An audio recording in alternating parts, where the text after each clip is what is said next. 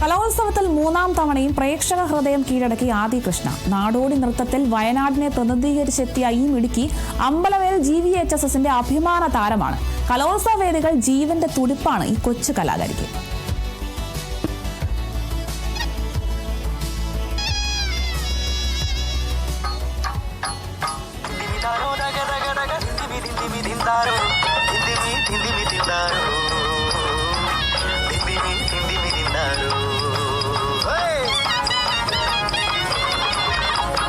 ദേശം നല്ലൊരു ചെമ്മാരി നിറയെ പാടം വിളയും നാട് ദേശത്തുണ്ടൊരു അടിയാത്തി ചീരുമാരൻ ചാത്തുവും മനക്കിട പുഞ്ചപ്പാടം കൊയ്ത്തുത്സവം ചാത്തും ചീരുവും അരിവാളേന്തി കരയിലെ പാപ്പിത്തരാ കറ്റകത്തീത്തമ്മ പാപ്പിത്തരാ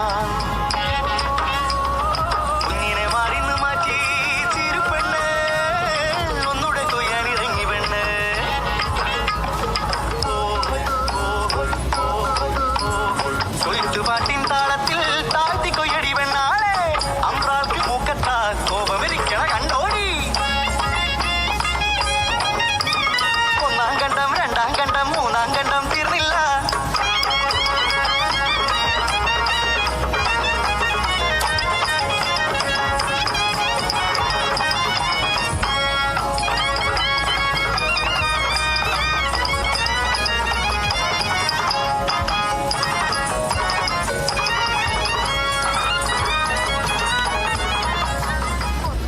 വയനാടിന്റെ ചുരം ഇറങ്ങി വന്നിരിക്കുകയാണ്. കലോത്സവത്തിൽ തുടർച്ചയായ മൂന്നാം തവണയാണ് ആദി കൃഷ്ണ ഇപ്പോൾ നേട്ടം കൈവരിച്ചിരിക്കുന്നത്. എന്ത് തോന്നുന്നു? സന്തോഷം തോന്നുന്നുണ്ടോ? വളരെ സന്തോഷമുണ്ട്.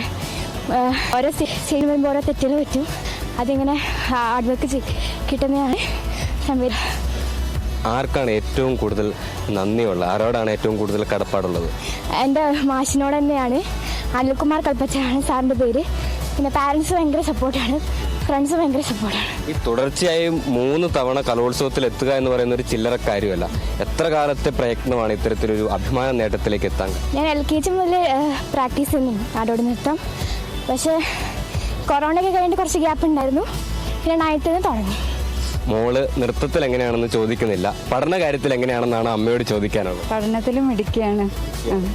എന്ത് തോന്നുന്നു ഈ കലോത്സവത്തിൽ? തൃശ്ശൂർ പോലൊരു സ്ഥലത്ത് കലോത്സവം നടക്കുന്നു. ആദ്യമായിട്ടാണ് ഞങ്ങൾ വടക്കുന്നാഥനെ കാണാൻ വന്നതിന് ഭയങ്കര ഭാഗ്യമായിട്ട് കാണുന്നു.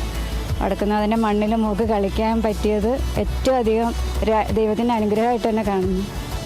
ഈ കല എന്ന് പറയുന്നത് ദൈവത്തിൻ്റെ അനുഗ്രഹം കൂടിയാണ്. പ്രത്യേകിച്ച് തൃശ്ശൂരിൽ ആ കലാപൂരം ഇങ്ങനെ കൊടിയേറി പാറുമ്പോൾ വടക്കുനാഥൻ്റെ മണ്ണിൽ നിന്ന് അഭിമാന നേട്ടം കൈവരിക്കാനായതിൻ്റെ സന്തോഷത്തിലാണ് ഈ വയനാടുകാർ. അപ്പോൾ എല്ലാവിധ ഭാവങ്ങളും നേരുന്നു.